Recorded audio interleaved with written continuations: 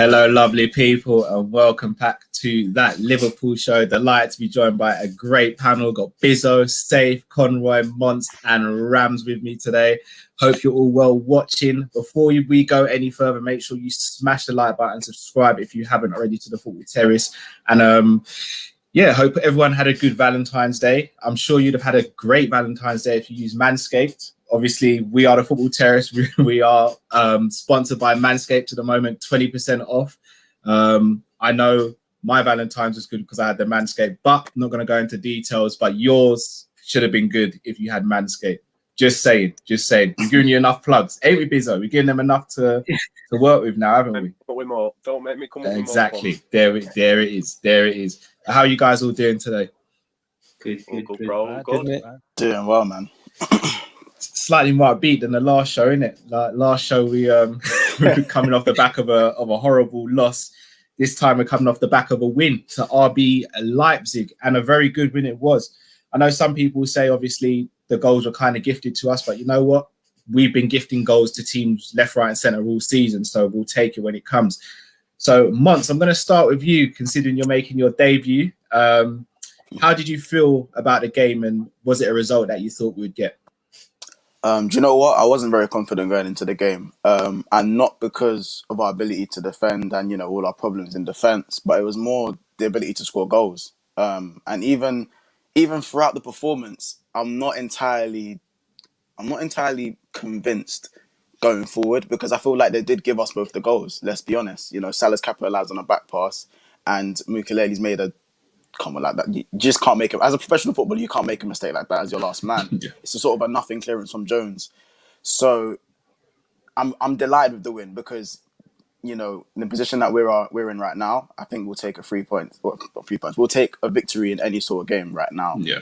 But I just want to see us capitalise on the chance that we've created. Yeah. Fair. Very fair. Yeah. That's very fair. Yeah. Safe, going to come to you next. So just following on from what Monst was saying, the fact that we aren't creating clear-cut chances, do you think that's something that is more a case of rhythm and that it will come, or are you still concerned about that?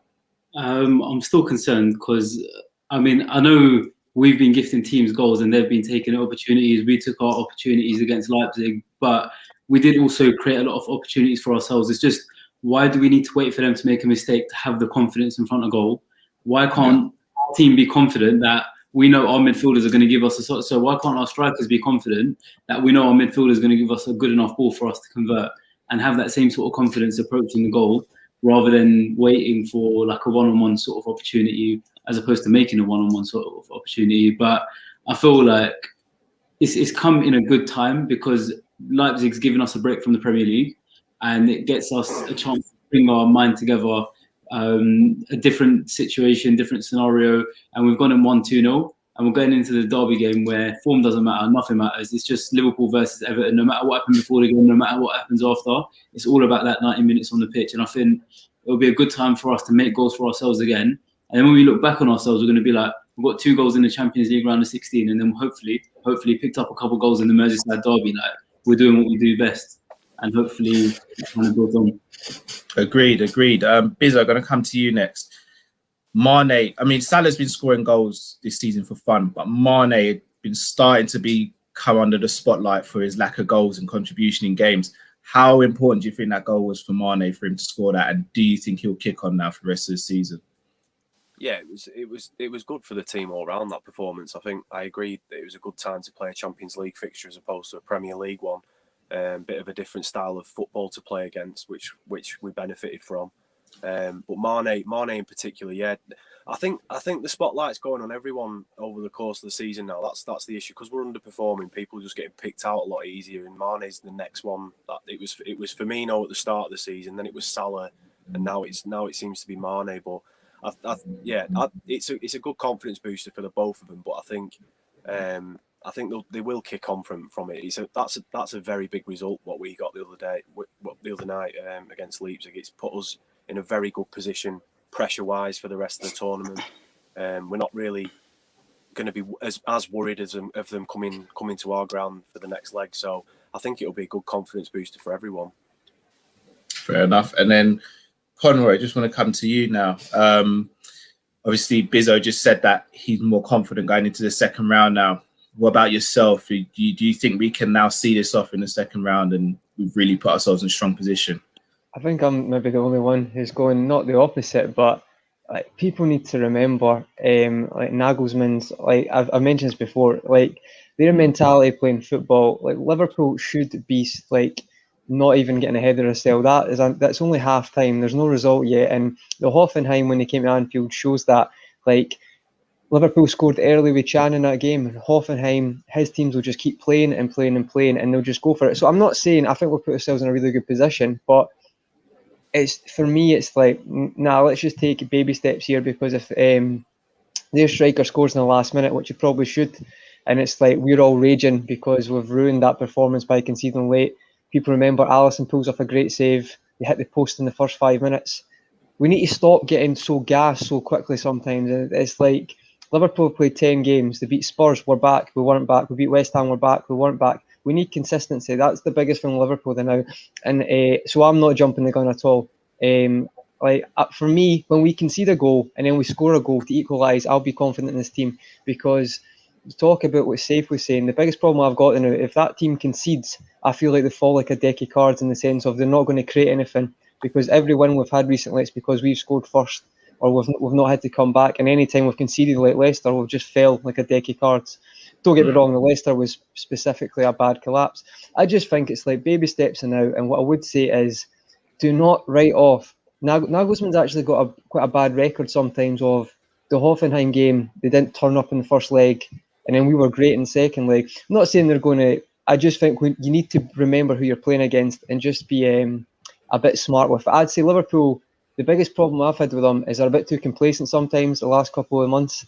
And I'd say you can be complacent in this game, because Leipzig showed against United what they can do. I think they scored 3 goals in the first 45 minutes or first 30 minutes or whatever it was.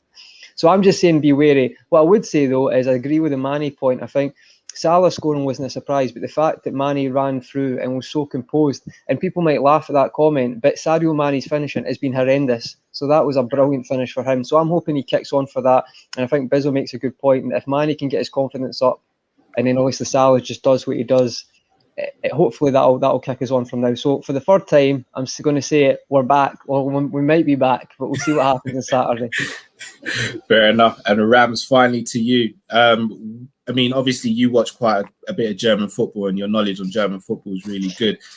Did you expect Leipzig to make those mistakes? And again, the way we played against Leipzig in terms of being very forward and counter-pressing and getting back to what we do best, do you think that's the best way to play against Leipzig? And were you surprised that Leipzig made the mistakes that they made? I'm not surprised they made the mistakes. I mean, their back line, yes, Upamecano, Mukiele, and Klosterman are very good defenders, but they're not very good on the ball.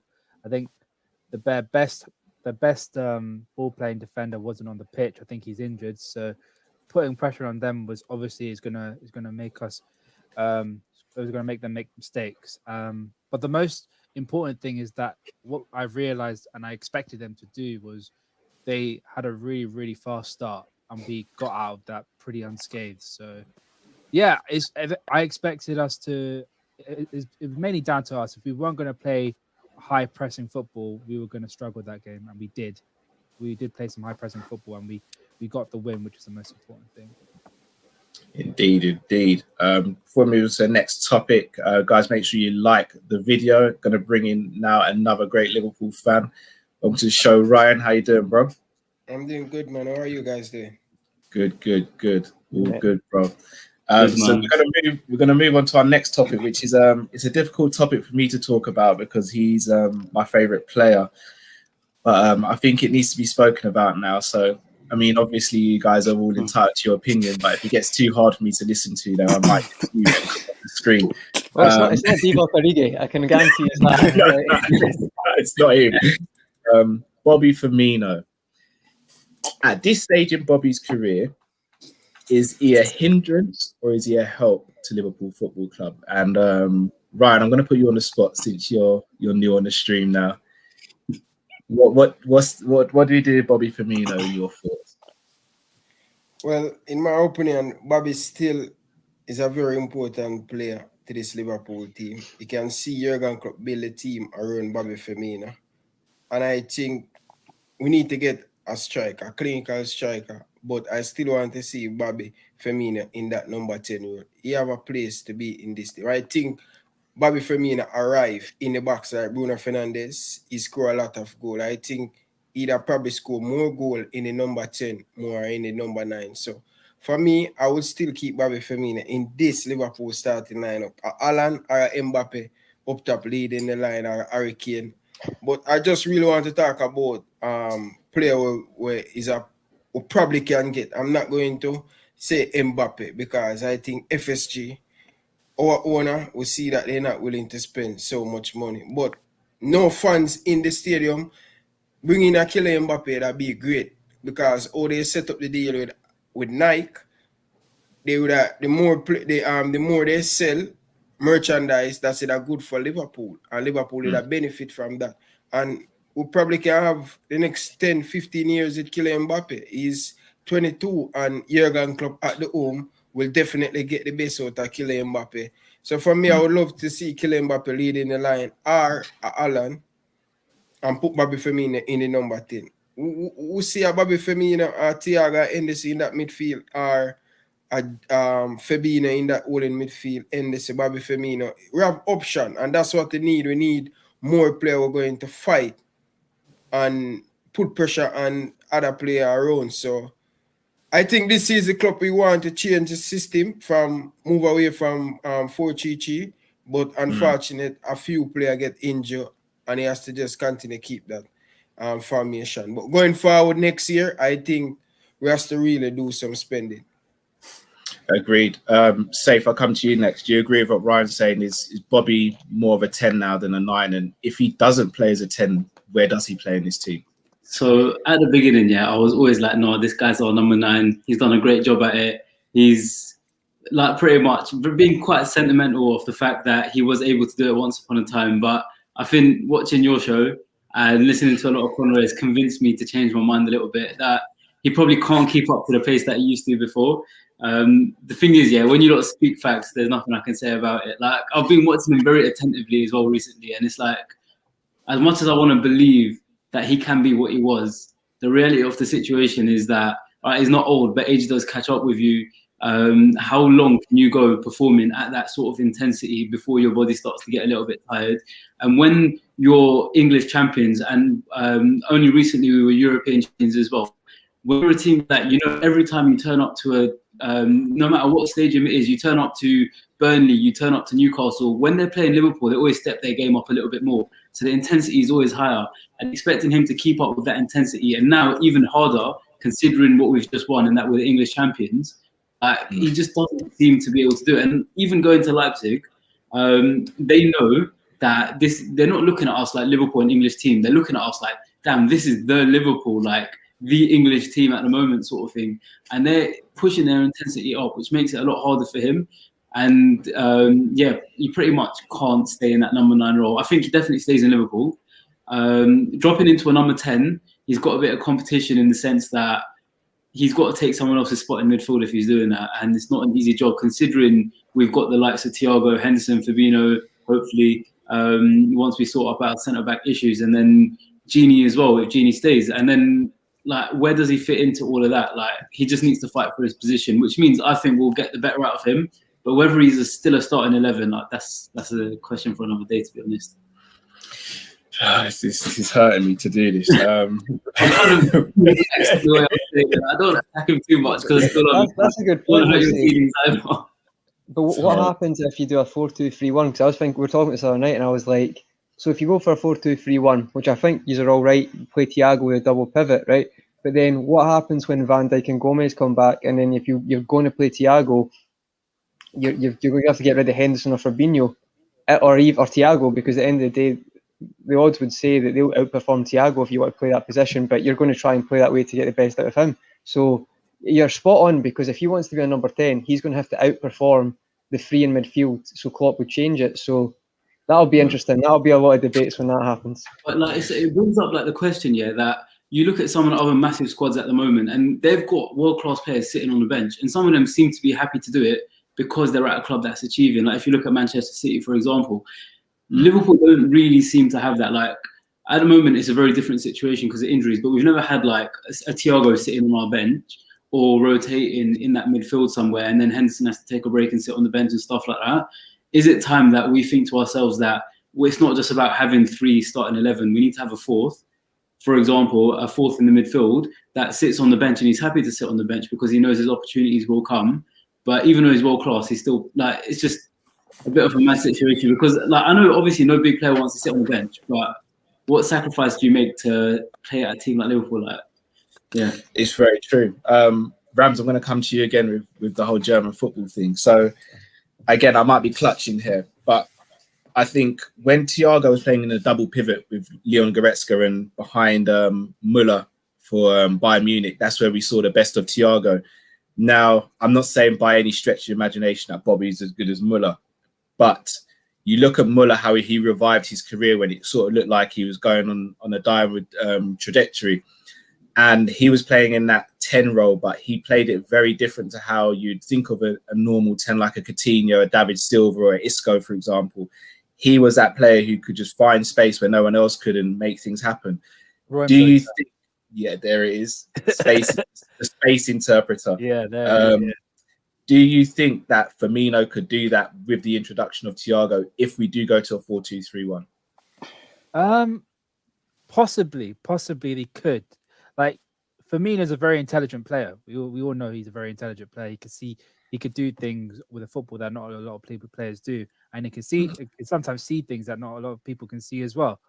But it's very heavily reliant on the striker. The striker has to have really good movement because Müller gets into those spaces because he has Lewandowski in front of him, and Lewandowski is Lewandowski. His movement is absolutely amazing. And even if Firmino does play in the number 10 role, it does give Thiago that ability to just drop a little bit deeper and allow him to play those balls that he spray to the likes of maybe Mane or maybe even Salah or Robertson. But we saw it at the start of the season when we played against Everton. He sprayed that ball to Mane, which subsequently went into an offside goal. But the less we talk about it, the better. But yeah, I could definitely see Firmino playing in that number 10 role. It'll give us a different option as well. So, yeah. Indeed. Mons, where is your feelings towards Firmino at the moment? It's hard because I've always been one of his main advocates. I feel like he's the one who makes everything tick. He's the reason the wing backs can push as far as they do. He's the reason why our wingers can converge as aggressively as they do. But I feel like he's slowing down. I don't feel like he's got that same agility anymore. I've looked at his stats in quite some depth over the past few seasons, and technically his numbers, consistency wise with his numbers, he hasn't actually dropped form. It's more the opportunities he's missing in front of goal. And sometimes when a cross gets flashed across the box, it's just like he's just a step behind play sometimes. So I think if he was to drop back into a 10 position, I think that gives us the right type of headache, because we as a club, we've sort of hit a brick wall where, okay, we were the best team in the world, we were the best team in the league, but we haven't pushed on in the sense that we signed Thiago, which is a great buy, but you look at our bench again, there isn't, like, who do you really bring off our bench and go, oh my god, like, they just get better and better. Like, who puts that fear factor into a team where we go, okay, if nothing's working, who do you bring off the bench? So I'm happy to drop him on the bench, because recently it's looked like he's been more effective coming off the bench. I don't know about you guys, but when he comes off the bench, do you guys feel like he's been a bit more effective than when he started? Yeah. I don't think he's going to ever sure or be good at finishing. So I think he does do better of it. Yeah, I just think that's he is. I'll tell you what, when Firmino was in the Bundesliga, he did play as a shadow striker behind. Second striker. So he's not going to be completely off. Sorry? He did for us when he first joined. He had a good season the first season that he played for us. He played behind in Benteke. behind the strike. Yeah. It frustrates me. Frustrates me, this topic. Proper frustrates me. I does. I saw you. Rizzo's in the Firmino 9 camp, which is going to get smaller game by game, but that's what's happening there. I do See, feel the like thing- he has. No, go on. No, go on. Sorry, mate. I didn't realise you weren't finished. Go on, carry on. No, I was just gonna say I do feel like in terms of decision making, I feel like he is the best you've got going forward. Like and not just seeing the pass, it's when to do the pass. Do you know what I mean? When I see everyone else in the front three, even Jota, who I feel like was the man who will be making a difference for going forward. I feel like when Jota played the Firmino role for a little bit, Jota was, he looked so much more energetic, but and there was little moments where it came to decision making in the final pass, and the pass would be a little bit behind Salah or a little bit in front of Mane, and I feel like, but Bobby would have found that pass, but that would have been a great ball from Bobby, because when Bobby catches you on a half turn, you're done. Let's be real. When he's in form, when he's really ticking forward, but it's that consistency that he's really lacking right now, and it's painful to watch. I'm gonna be real. Bizzo, I've saved you for last on purpose because I know you feel my pain with this topic, but we have to speak about it. So Bizzo, the floor's yours, bro. The thing is with Firmino, right? There isn't another player in world football that plays like Firmino does. You can't name a like-for-like replacement of Bobby Firmino in world football, either that's available on the market or is at the level that Firmino's at now, right? Now that causes a headache for us because it's expected of him to always perform because he's the only one that can play in that position. I've said it before. When we signed Minamino, who was predominantly a right winger, we brought him into the squad and he looked as though he was going to be like a like-for-like replacement to come on for Firmino. And now that hasn't worked out. He's gone on loan to Southampton and he's playing left wing and right wing for Southampton and playing more towards his game. When you take Bobby out of our team, unless you've got Jota available, Jota offers a different dimension. Jota offers an injection of pace and unpredictability up front because the front three are a lot more fluid. They can all play in all three roles. Therefore, you can move them about during the game and really keep the other team guessing, which is fine. That's a headache that was caused for Atalanta. We ripped them to shreds with them three up front. Fair enough. When you take Firmino off though, and you bring an Origi on, or you bring an extra midfielder on, don't get me wrong, right? I think Shaqiri's a good player. Bringing Shaqiri on for Firmino or bringing Origi on for Firmino kills the game creative-wise. You don't have any creativity left. All you can rely on then is individual moments of brilliance by Mane, by Salah, by a player like that to drag us out of the shit. Whereas when Firmino's on the pitch, he does see those passes. He does get into those positions. He isn't a number 9. We know he's not. He's statistically proven to get 10, 11 goals a season. And it doesn't matter how those stats will always speak for themselves. If a striker scores 10 goals every season, he's always going to score 10 goals a season. It's statistically proven with Emil Heskey and players like that. They get 8 goals a season. They don't get any more than that. They don't have like a 30-goal season. It just doesn't happen. He's one of them players that in our style of play, all of our assists come from wing backs, and it's not because the wing backs are good. It's because that's how we're told to play. That we get the ball wide to the wing back with pace, and we get it into the box, and then our inverted wingers, Mane and Salah, are the ones that score all the goals for us. And Firmino does kind of play in a number 10 role in a sense because he isn't in the poacher areas. Ready to get goals in the 6-yard box. He never seems to be there. That's why I always get frustrated when we're crossing balls in as a last resort because he's never there. He's always dropping into midfield to win the ball back, and a lot of the time he gets marked out of the game for the reason that we've all just said, that he sees passes. He's very good with his feet. He can create those chances. So I just don't. I think when Firmino has a bad game, it's hard because the right thing to do is to drop him. But because you can't drop him for someone who's going to come in and do the same job as him, then you're left at an impasse then because you don't know. You have to change the whole dynamic of the game and the approach to another team in order to substitute his bad performance or his bad form to bring him off the pitch, if that makes sense. Yeah. But does not think though, like we need to evolve now though. Like I agree with all that. I used to be Firmino's camp, but now I just think it's like that doesn't work as well anymore, and we just need to accept it's not working as well. we need to evolve in a way that we can play more than one style of football. That's the problem with us. This is. But you don't think we need a striker, Bizzle? You don't think we need a striker? Like Origi's not good enough for the bench. So I think if we had a striker who, like with a similar finishing skill as like a Haaland, if we had someone like that, it would offer. Callum Wilson's a better finisher than Firmino, so let's not even get Haaland level, right? I agree, but Callum Wilson isn't a better footballer than Bobby Firmino. Like, he's a better finisher, but he's not a better. No, of course not. But I just think we're getting found out now with that, and it's worked for 3 years. But I just don't think it's going to work anymore. Remember, we did have Ings as well. He needed games, though, didn't he? He needed games, and but he wasn't, because he's not good. He's nowhere near as good a footballer as Firmino. So, do you know what I mean? Is a striker the answer? Ings was playing bit parts. So he's not played 30 games like down with Southampton. And he scored 20 goals last season. It's not even that. I don't think Ings could have coped with our style of play. Like, the guy was made of glass. Guys, we're stale right now, and you're trying to defend that we don't need a change. It's baffling. Like, no. I'm all for bringing in Haaland. I think Haaland's is the one. We need someone like him. Sentiment needs to go out the window. It's about you want to be a flash in the pan, or do you want a dynasty? This is what I mean. You need to be cynical. You need to be ruthless. That's how it goes. Yeah. I think it goes with number 10, but like we're still got Divock Origi on the bench, and I love him as a cult hero, right? But that's the only competition for Firmino. Jota comes in. That's what the problem is. The problem isn't Firmino. The problem is where we go when we don't have Firmino. That's the issue that we have. When Jota's injured, we have nothing to go to. Yeah, when Jota was playing, we were fine. We ripped teams to shreds. Jota would come on. Jota would start. We could keep teams guessing because they didn't know how we were going to set up front. That's why the unpredictability of the team was good at that stage of the season.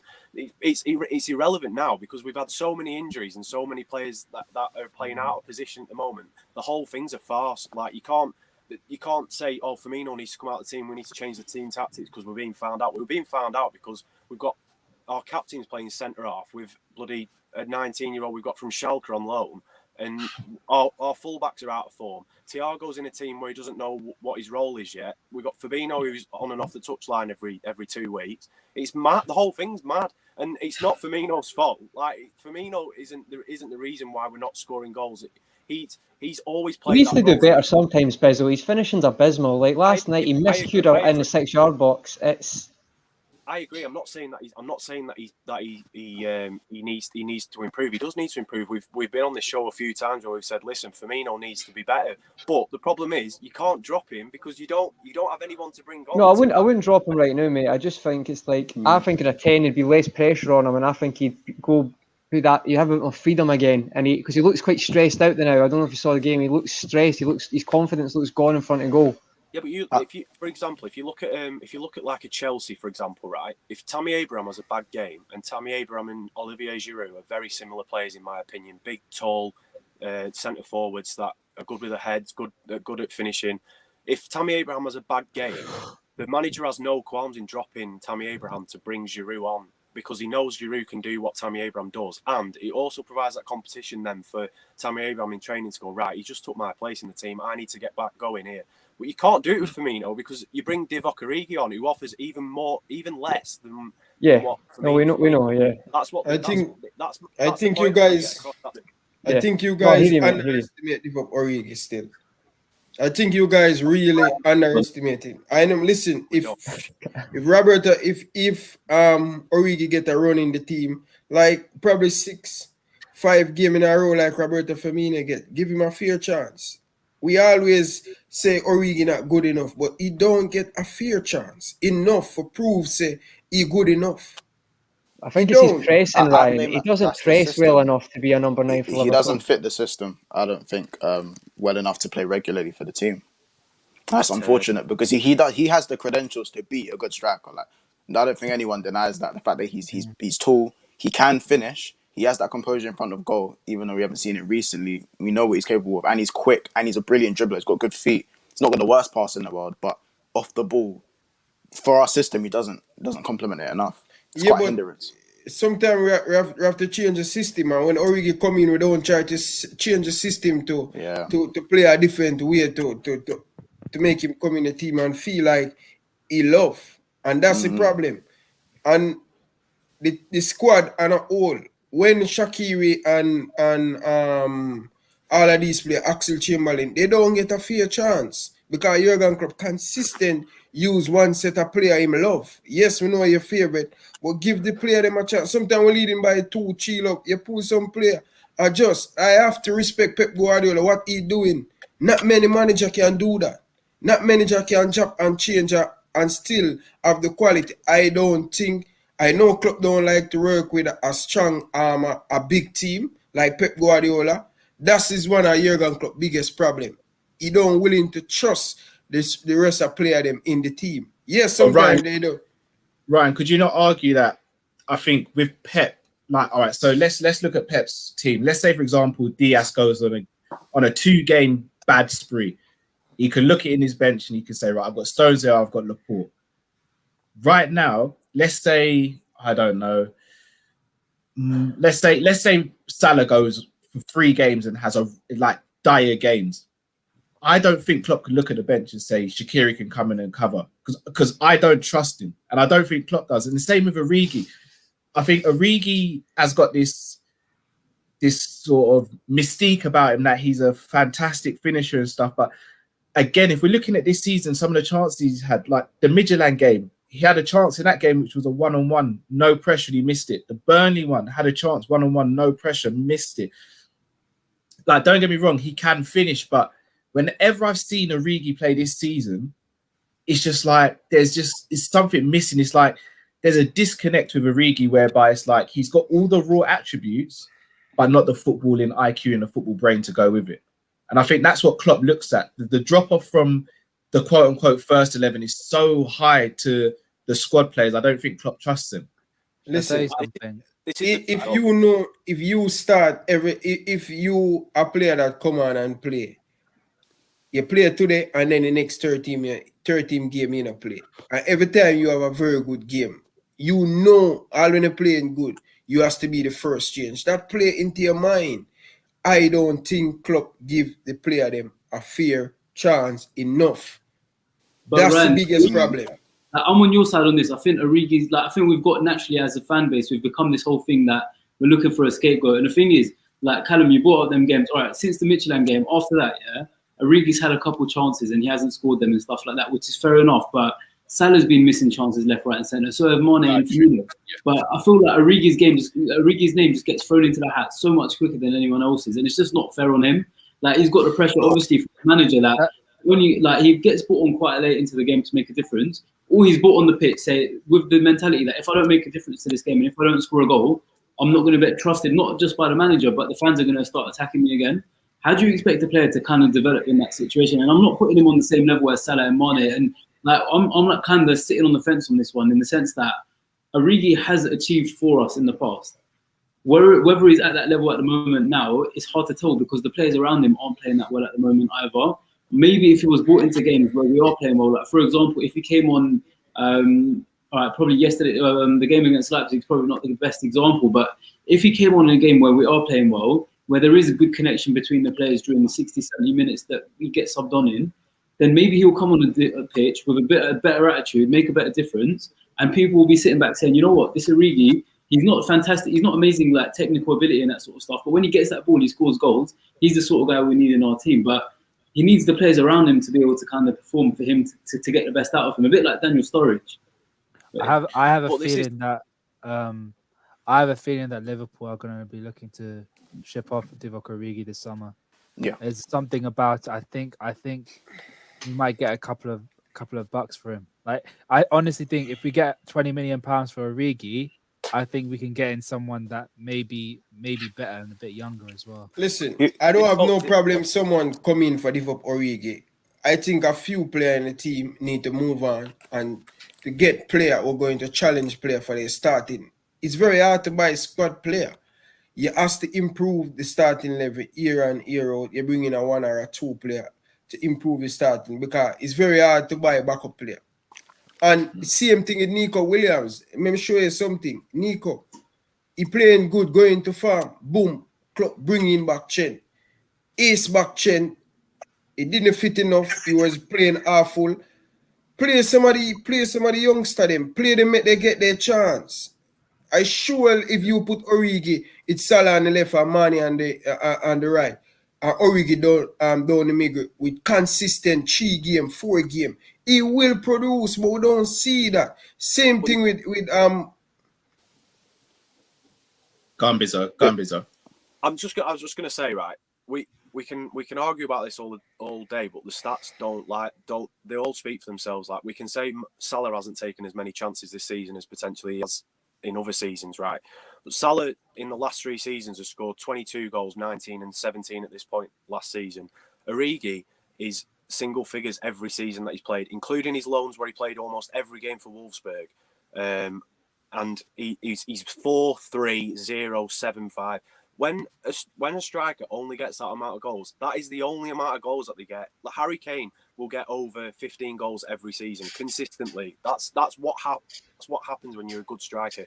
Now, the argument of bringing in a squad player is the wrong mindset, in my opinion. You shouldn't bring in a player to sit on the bench. You bring a player in to get into the first team. That's what Jota was. That's what Jota was. Yeah. We shouldn't be buying players to and Neto, sorry. Yeah. We shouldn't be buying players for that purpose. We should be buying players that are good enough to start every week in, week out, and then we should have a headache of having to rotate them all the time. Origi, he scored some very important goals for us, very important ones, very good goals. He's won us arguably a couple of trophies with the goals that he scored. He's not a good enough player for Liverpool, because if he was, he'd be playing a lot more than he is. That's just the simple thing behind it. And when you do try and trust him and you put him on against Burnley, he misses a one-on-one by hitting the crossbar, and then you don't see him for the rest of the game, and then you have to bring him off, and then who do we bring on for him? Just like a Shaqiri or someone like that. It's not the players aren't good enough that are coming in for the ones that are underperforming. That's why I go back to the Firmino. Like, when Firmino's in the team and Firmino's on form, he's a brilliant player, and he makes us goals. He does score. He's a very, very good player, but you can't drop him for Origi, because Origi isn't going to back it up with. He statistically can't back it up with goals, and that's the problem that we've got. Only thing, Bizzle, see what annoys me is when he brings him on for 5 minutes. That annoys me, because what is he meant to do in 5 minutes? That doesn't. Give him 20 minutes. If you're chasing a game, stop trying to play that football anymore. If you put him crosses in the box, give him 15, 20 minutes. Because that's how many games, Cal, have you watched and he's been put on for 5 minutes? You don't even give him a mark because he's 3 minutes. That annoys me. What's the point? Very pointless. Yeah, very pointless. That's the same thing I'm saying. Next thing, too, guys. When I look at it, still, the fan base across the world, they have that mindset. When they say you have a Kylian Mbappe link to us, who I'm going to play over. We always have this frame of mind, who I'm going to play over.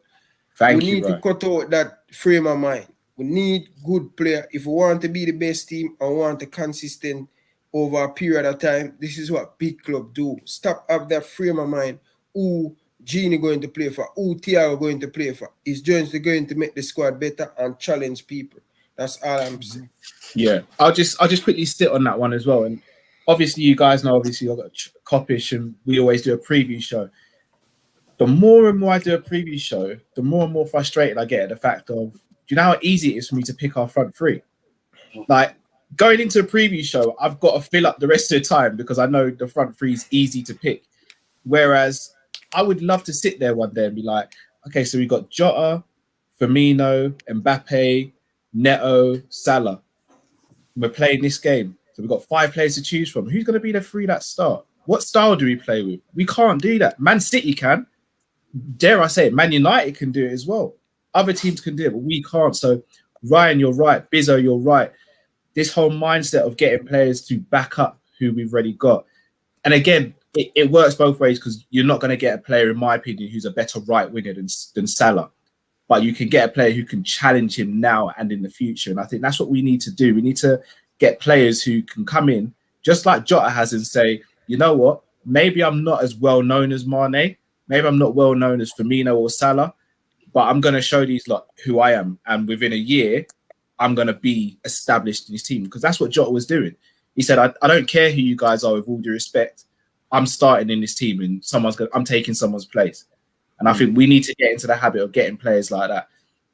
But I'm gonna move subject now onto the Merseyside Derby. which is coming up this weekend. Now, arguably, the Merseyside Derby at the beginning of the season was the game that kind of derailed our season for a plethora of reasons. And obviously, the cry this week has been war and let's get revenge and all that. I don't necessarily know if that's the right cry and right call, because it's a football match at the end of the day, and we still have to be smart in how we approach it in order to get a win. And it is Carlo Ancelotti that Klopp's coming up against, and he's not a stupid manager by any stretch of the imagination. However, but when it comes to that game, there's two things that really stand out to me. It's the centre-back situation and potentially the midfield situation with Fabinho is going to be fit. Now, Conroy is smiling because he knows we're going to speak about Hendo now. So, Conroy, I'm going to come to you first. No. No, I'm going to come to you first. Okay. So, if Fabinho is back fit, do you go with Fabinho or Henderson at the back, or do you go with Davies next to Kabak? Conroy, the floor is yours. For me, Cal, I think I've had a few streams recently where I've just turned into, it's been a Henderson loving, genuinely, for about 10 minutes. I'm not even joking. But I would say if Fabinho's back, as I've said it for weeks, you need to put Henderson back into midfield. He's the first name in midfield for me, especially in the Merseyside Derby, where you need that bit of energy. You need that bit of genuinely just someone who's going to be up for it, in the sense of, I think you might look at that midfield, like Gini obviously has performed in those games before, but I'm not saying they'll look to target Thiago or anything like that because he can look after himself, but there has been moments where he's been found out recently where he's been lackadaisical on the ball. So I think Henderson will be quite crucial. And to be honest, I was being so impressed with Henderson at centre-back, but Fabinho has been one of the best centre-backs in the league this year when he's played there. So for me, I would put Fabinho there. However, I don't know if Klopp will bring them back early, because maybe that's been the mistakes in the past. We've brought, as soon as they've been fit, we'll put them right back in the team. For me, I wouldn't play Davis now, as much as I think he'll get his chance maybe in the next couple of weeks, maybe against Sheffield United or whatever. I think it would be, if Fabinho's fit, it'd be Fabinho and Kabak, and then Henderson, who, as I've probably said 3 times this week, is not getting enough praise for how amazingly he's played at centre-back. But it'd be interesting to see how Kabak gets on as well, Cal, because he's only played 2 games, one not very good, okay, and one really good.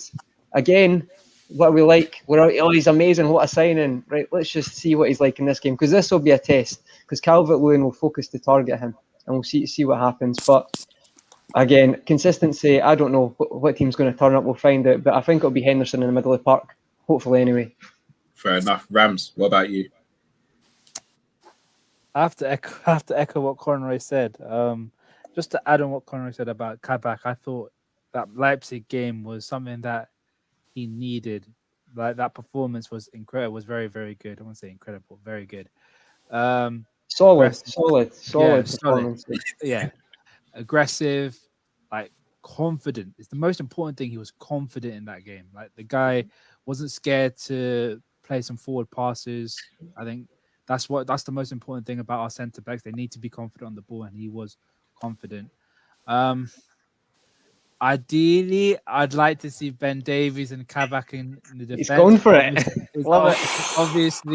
Obviously, Klopp ain't gonna do that. He ain't gonna do that. I think it might be Kabak. I'll give you 100 quid if he does that. Well, I genuinely think I would go to the bookies. You probably get good odds in that. Like, Jurgen Klopp, for some reason, we all know he's quite a safe manager, but people have got this aura that he's not. He doesn't take chances like that. But who knows? Davis could be a world beater. We've not seen him play.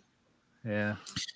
Very true. Mons, you took a deep breath when Ram suggested Davies and Kabak. Carl, like, we're going to war.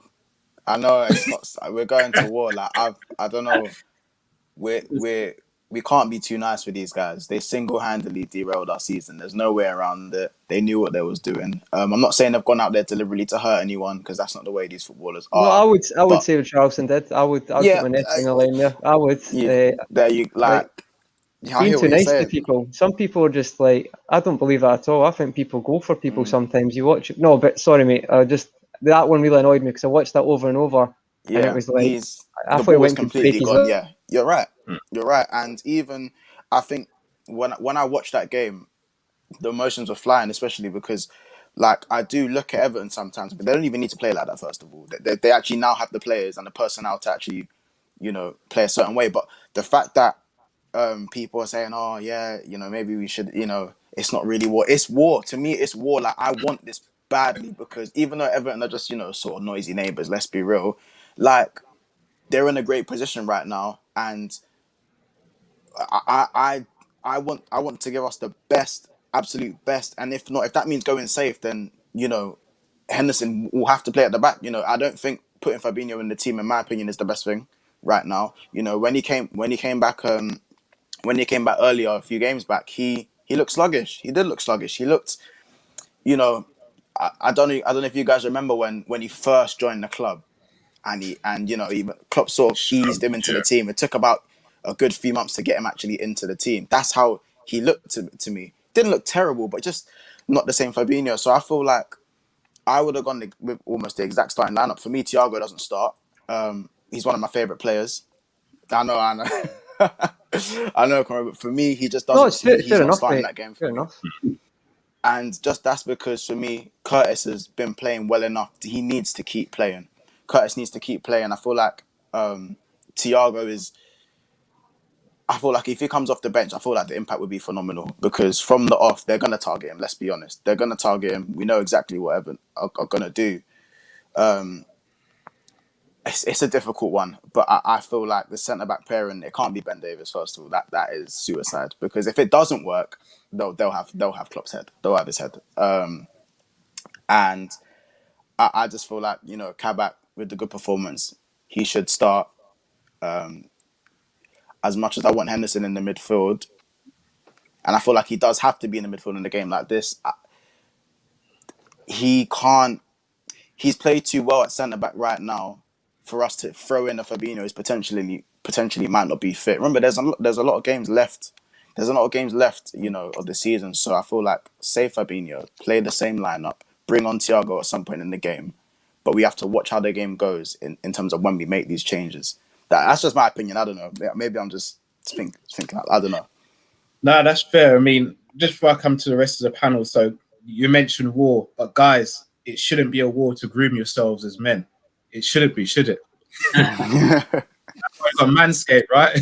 So, guys, if you want to get yourself 20% off Manscaped, hit the link in the description, but also go to manscaped.com, put in the promo code TFT. You'll get 20% off, and you'll make you and your partner very, very happy. It doesn't have to be war, guys. It can be nice, plain, smooth sailing. You like the pun there? All right. Can I just say, Carl, is Naby fit enough to be in the squad for the game? Apparently. Interesting. Okay. If he is, that'll be 100 million on the bench. That'll be 100 million on the bench if it is. Yeah, pretty much. Bizzo, your thoughts on Henderson, Fabinho, and Davies? Bro, I literally put on my notes here before the show, fuck them with regards to Everton, because they've like you said, they've single-handedly ruined our season. They've ruined the whole fucking season. Like, they can't beat us, and they can't beat us in a competitive manner, so they have to beat us by taking out our best players.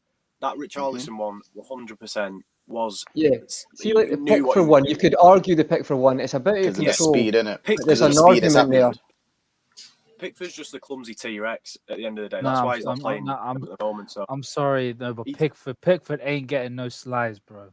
He injured both Van Dijk and Gomez. I thought that is not a coincidence. No, but I think he was looking at Richarlison, saw that, and it was like, for me... Yeah, the ball was gone. 90th minute a game, right? People, they don't meet injured it. What these ex-footballers talk the load of rubbish, right? Listen, they know Roy Keane broke Haaland's dad's leg. I don't know why they think they're somehow saints, these footballers. I don't get why people think this.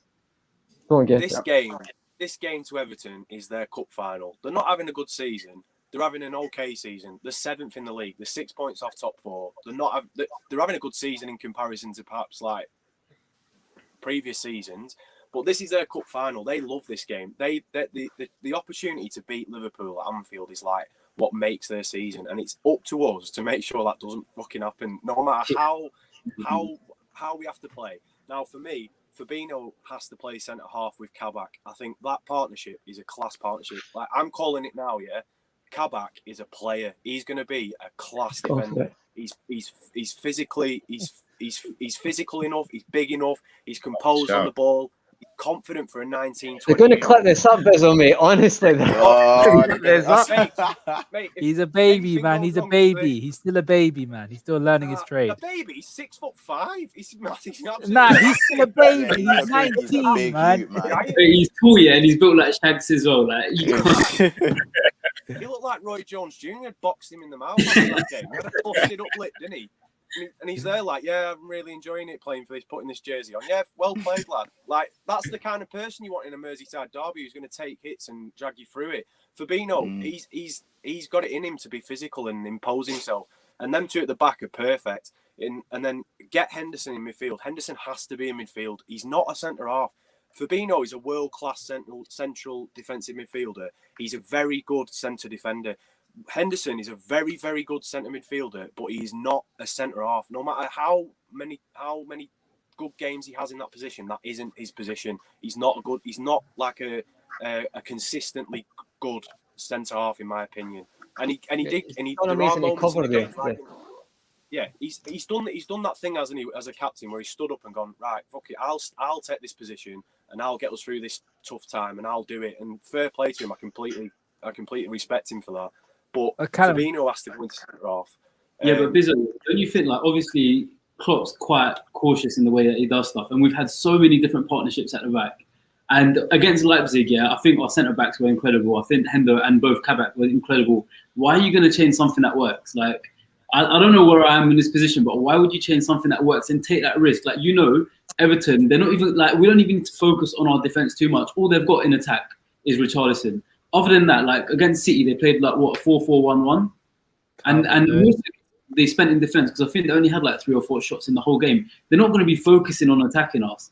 Where the focus is going to be is around the middle of the pitch and everything. So aren't you better off just keeping where we know we're safe at the back with Henderson and Kabak, knowing that they work together instead of risking it, like having some sort of mistake happen, and then God forbid they go score against us at Anfield, we'll never hear the end of it. Like, the thing is, like, if it was any other defensive partnership, like, I think Davis is it's not the game to put Davis in this at all. Like, you can't put him in for his debut, coming up from the Championship straight into a Merseyside derby that we really realistically have to win. We can't get away with losing this game.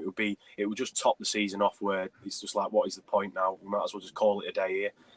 It's the wrong game for him. I think Kabak's played well enough in both games. I know there's that disaster against Leicester, but I think he was showing signs early on in that game that he's a good player. He definitely showed it against Leipzig that he's a good player. He's definitely good enough to play in this Merseyside derby. I just think putting Fabinho there, rather than putting Fabinho in front of them in the midfield and having Henderson at the back, I think Henderson needs to be in the middle of the pitch and he needs to have that vocal presence across the whole pitch, not just shouting from the back. And that for me is a massive thing.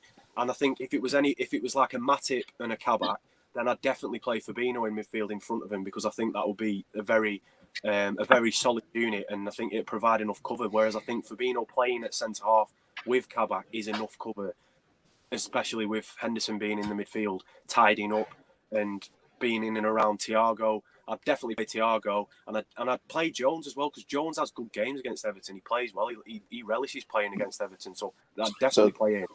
Does Thiago start for you, Biz? Or... Yeah, I think that so. Mean, you're just putting Gini on the bench then, man? If you're putting Gini on the bench, Bro, I've said this in every show so far for the last few weeks, right? Gini shouldn't be playing this much for us. He hasn't signed a contract. He either wants to go or he wants more money. Or there's something negative there on his behalf, and that's not good to have in your side. You can't have a player who's got 6 months on his deal left, roaming around the pitch playing every single minute. It's like a kick in the bollocks for Oxlade. I still think he's played well though. He's done decent, I think. Yeah, his performances haven't dropped. No, I don't think they have. But I think there's a certain level where you think as a fan, when you're watching a player who, let's face it, if he was going to stay, he'd have signed a contract by now. In my opinion, I think we're all in agreement there. Like, I don't think he's waiting until the end of the season. Like, what's he waiting for us to get top four? I've got maybe getting money he thinks he deserves because he's not getting it at Liverpool. Maybe they're offering him 90 grand and he feels he should get 150 because players who are not as good as him, who've not won Champions League or Premier Leagues, are getting paid. So I don't know if that was in your life. He's not a Liverpool fan. If I wasn't getting paid the same, I would leave. Would you not? Yeah, he's on 75 bags, isn't he? Something like that. 70K. Yeah, that's not for Gini and what he's done for the club. He has to be earning more than that. Yeah. But they won't Daz, offer him because his age, will they? Because he's Yeah. older. Yeah, 100%. Is Sorry, Milner available? No, Milner's not. Oh, because preferably I'd like him to go in just to clatter some players. Yeah. I don't advocate. That's why it, Thiago, I Thiago- honestly, I want someone just to clatter into all those players. I swear. Milner's the guy that's up for a fight. Yeah. He is. Thiago, first booking, Thiago bet 365. Just put your house on it. You can just Right, say, yeah. He's Can you even can you even basically bet in that now? Because I actually think you'd have to give Rain money. It's that obvious now. Probably won't get back, would you?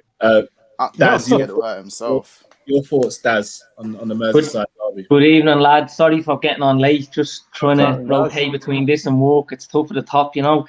I'm sorry. What was the column on me thoughts on the weekend's game? Yeah. The derby. Yeah, I'm confident we can go in and win it. But like what we discussed last night, it's up and down the season with Liverpool. We think we turn a corner and then we're back down to reality. And look, Everton will come with the hope and confidence of that. Liverpool have lost their home record this season. Teams have beaten them that haven't since 30 odd years ago. We last lost to Burnley at home. Same with Brighton in a Premier League, in a late game. So they'll come with some confidence and know that their mentality will be, look, Liverpool a little bit rattled at home. They're not the same team. They're not the same as last season. We had a good go with them earlier in the season. Let's see if we can get a win over them. But I think that best chance has gone to beaters. I think when we lost to Villa 7-2, we went into an international break. Everton had won their first 4 games of the season, and then they came out against us, and the best they could get was a draw. Decisions that went against us, injuries that went against us, and I think that sums up Everton against Liverpool and their mentality. I really do. All the years I've been supporting Liverpool, it's been since '99, isn't it? Since they won at Anfield. So look, we have that card marked in every department, really, I feel, and I've no fear or qualms about acting critical coming into the weekend. I'm very confident that we'll overturn them. I think worst case will be a draw and a poor performance, and we're all feeling a bit grim again after having that high. But I honestly do believe we turned the corner. I think there was good unity with the players. They obviously checked in with each other. There was a good response there at Leipzig, because we're probably underestimating. Okay, Leipzig gifted us 2 goals, but we were clinical. We kept a clean sheet. A lot of positives. Alisson was back doing better. Great communication between him and Kabak. I think all around we were a lot better. And I don't expect many changes the weekend. I would love if Fabinho was back for this game, and I think Biz is right. We'd go with him and Kabak as centre back and bring Henderson in. And I would also advocate for Thiago and Jones to win there as well. But Gini's been brilliant. I love him. He's been exceptional. I suppose there's a bit of a, like when Emre Can was run down his contract, I think his performance has dropped, but Gini hasn't. He's been sensational. I was calling him genius from Gini, you know, and he's living up to that. But let's see how it goes. I'm confident going into the weekend. I really am. It's the fact as well that it's Everton and they are bitter. They're our neighbours and friends, but they are really bitter, and they'll do everything they can to upset the odds. And I think the first 20 minutes, 30 minutes at Anfield will be crucial. Look, obviously we're missing the fans, but I think we'll come straight out of blocks, that intensity, that energy, have that high tempo. And if they can somehow weather that storm, they've always a chance. And I think they'll feel, look, the longer we stay in the game, we've a chance, even at 2-0, because they know we're that bit more fragile than we have been in previous seasons. So I think it's one definitely I'm looking forward to, and I'm going to back Liverpool to win a course. And let's see how it goes. You know what I mean? I hope it's all's well, ends well, but we'll see at about 7 o'clock on Saturday evening.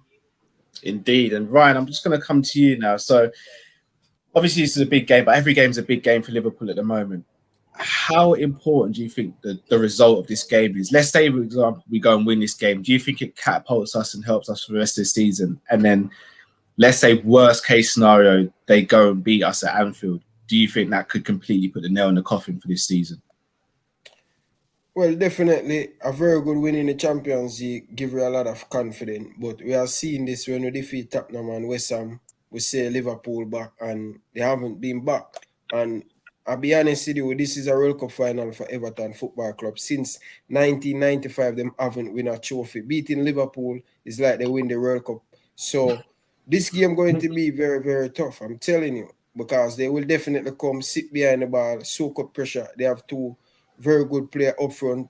I think they're going to play Richarlison and Calvert-Lewin up top. Calvert-Lewin might not be available. Well, I think they're going to patch him up. I think they're going to do anything to make him play, and he's very good in the air. I am slightly a little bit of worry. I know the Champions League game will play very good. You know, force Leipzig to make 2 mistakes, but I haven't seen us creating clear-cut opportunity in the last recent week. So let's hope we can create against this Everton team. But it's going to be really tough, and we have to be careful. Carlo Ancelotti have a great record against Jurgen Klopp. He know how to set up his team to get a result against this club team. And I'm slightly worried. If we lose this game, I don't think we're going to get top 4 win. It's going to give us a lot of confidence, back-to-back win, and something to look forward for. We still can make the top 4, but this game is a must-win game. No or never for Liverpool if they want to make top 4.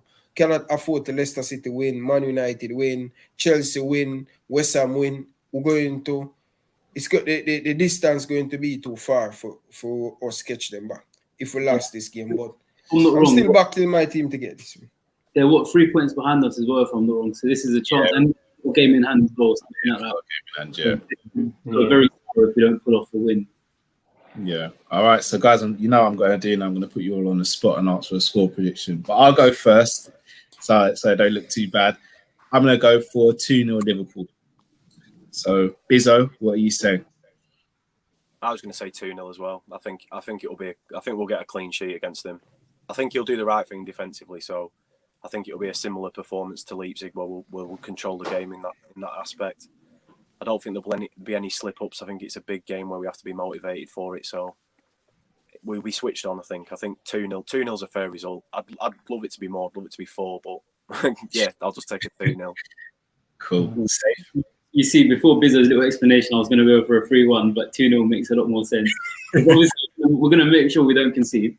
And I feel like they're going to, because we're not going to get 3 goals in that game, because they're just going to go very defensive against us anyways. And if Calvert-Lewin's out, they're not even nicking a goal, so 2-0 makes sense. Rams? Yeah, I'm going to say 2-0, and I think they're going to get 2 red cards as well.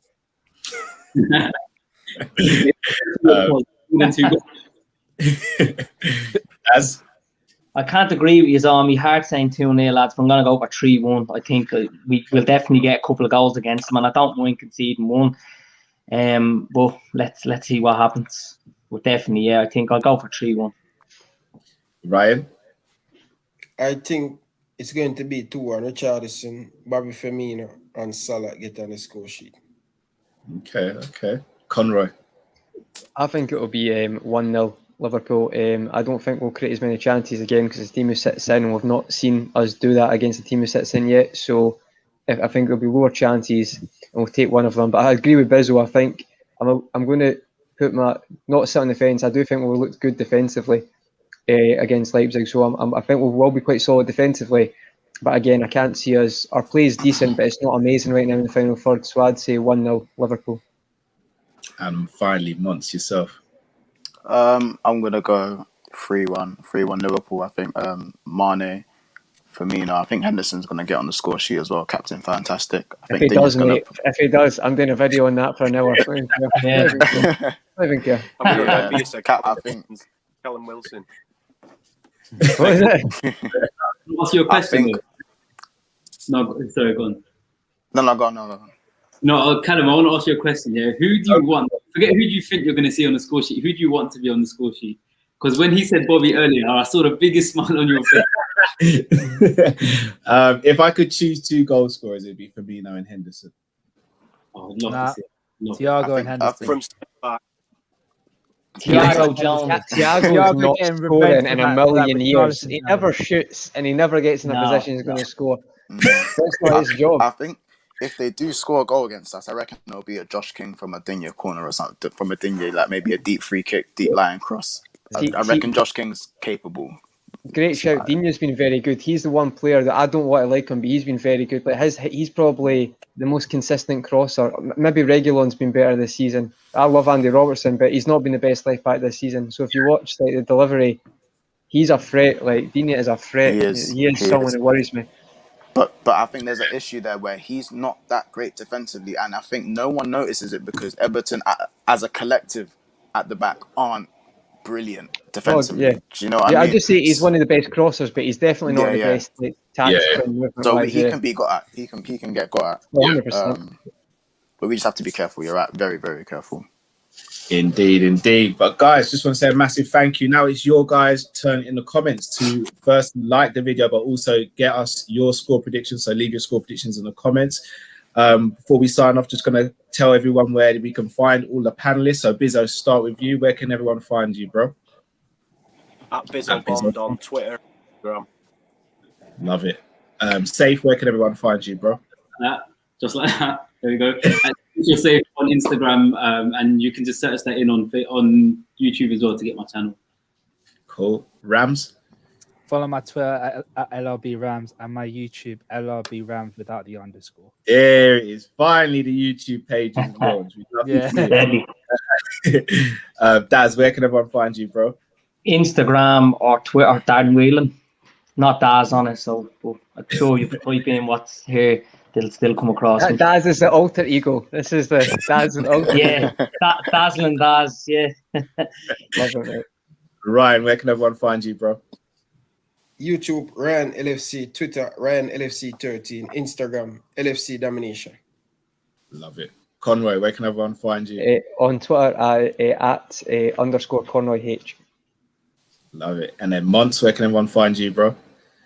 So the Instagram's here, but on my Instagram, you will see Big Six Bants. That's the football debate channel I run. Link is literally in my bio. So Big Six Bants on YouTube, Big Six Bants on Twitter, and yeah, same on Instagram as well. Love it. So make sure people you go and subscribe to all of their channels. Go and support them on social media as well. I'm from Team Coppish, as you probably already know. So until we meet again next week, have a great week. Hopefully we'll be back celebrating after a Merseyside Derby win. But massive thank you. Make sure you subscribe to Football Terrace. Go and check out Manscaped. Like the video, all that great stuff. And thank you very much. Take care, people. Cheers. Lads. Peace. All the best.